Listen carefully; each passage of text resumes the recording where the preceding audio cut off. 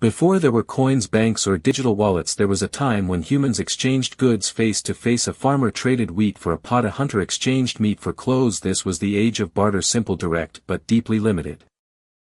Barter soon revealed its weaknesses. What if the farmer wanted clothes but the tailor didn't want wheat?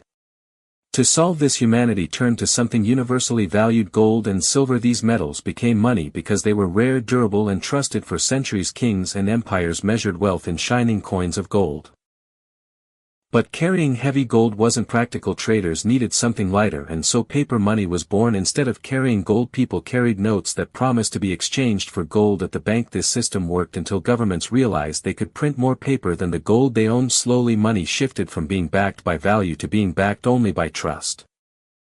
As societies grew, banks became the guardians of money. They held savings, managed loans, and controlled the flow of wealth. But with great control came great problems. Banks held power over people's lives. A frozen account, a denied loan, or an unstable economy could destroy families overnight. Money was no longer just currency, it became a weapon of control.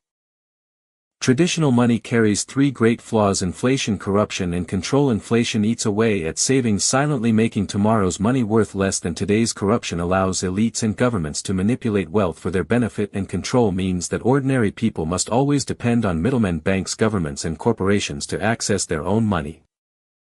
In 2008, the global financial system collapsed. Millions lost jobs, homes, and savings. Trust in banks and governments was shattered. Out of this chaos, an anonymous figure named Satoshi Nakamoto introduced a radical idea: money without banks, a system where people could exchange value directly, safely, and transparently without corruption, inflation, or control. This idea was called Bitcoin. It wasn't just a new currency, it was a revolution. From the barter system to gold, from paper to banks, money has always evolved, but today we stand at the edge of the greatest transformation yet: the birth of a digital currency that promises freedom, equality, and a future beyond control.